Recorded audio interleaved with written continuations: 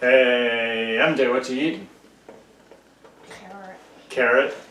What's this? Rice.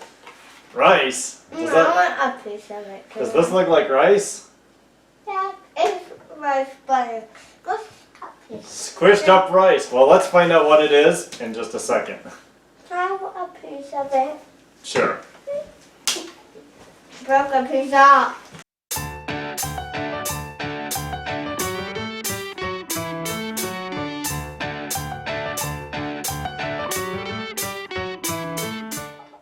Welcome back to another Cooking with Mr. M and MJ. I'm Mr. M. This is Food MJ. Food MJ, and today we're going to be making some Vietnamese spring rolls, a recipe that I got from a Vietnamese foreign exchange student. So I'm very excited to share it with you. We'll be using these rice papers. You've probably seen them before. You may not know how to use them, but today we're going to find out. So let's get cooking. With Mr. M. We're going to start today by making our dipping sauce. You'll need 1 teaspoon of sugar, 2 teaspoons of water, 1 teaspoon of fish sauce, the juice from 1 lime, and 1 clove of garlic chopped up nicely.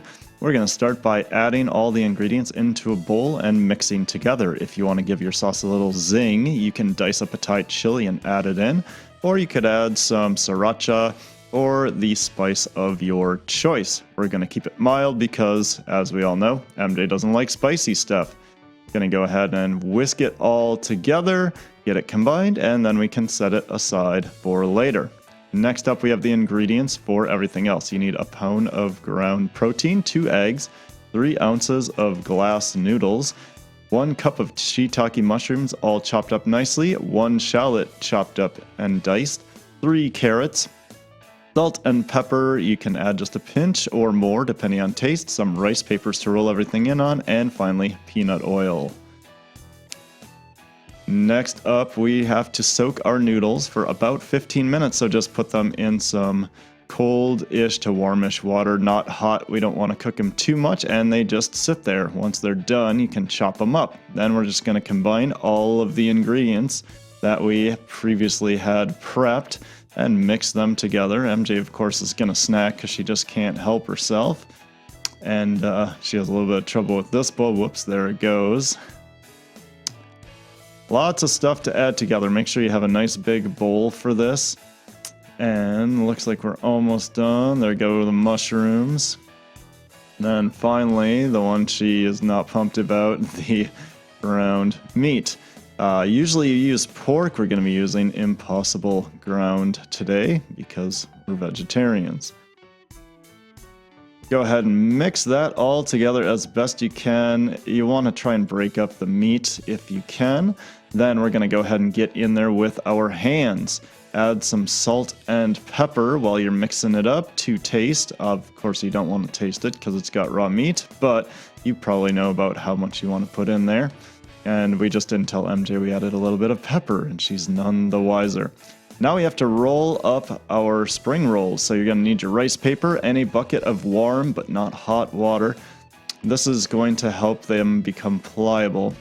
It's a little tricky, and you'll get a feel for it. If you soak them for too long, they become gloopy and pull apart. If you don't soak them long enough, they will, of course, just kind of crack when you're trying to roll them up.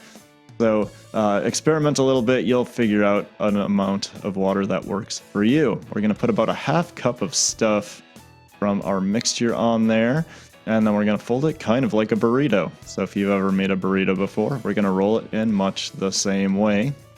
And once it's all finished, it looks something like this, and if you're Babish, you do that.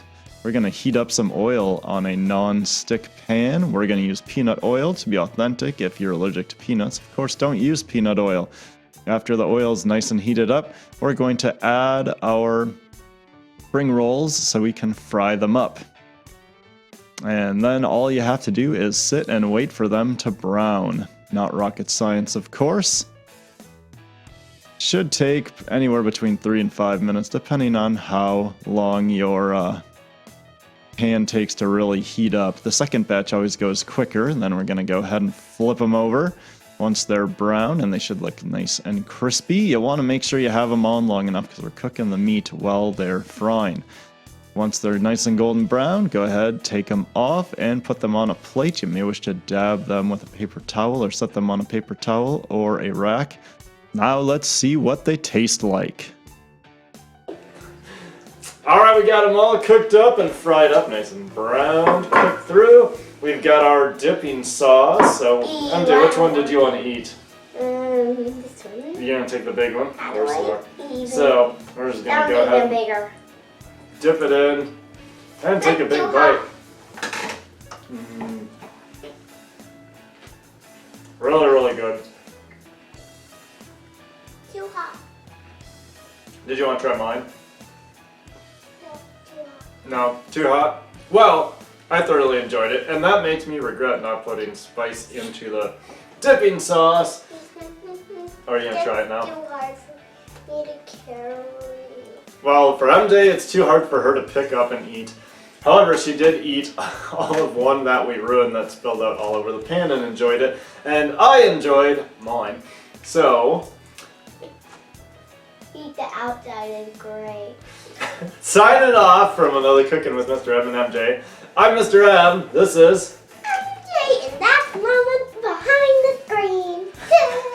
And we'll see you real soon in another video. Duh.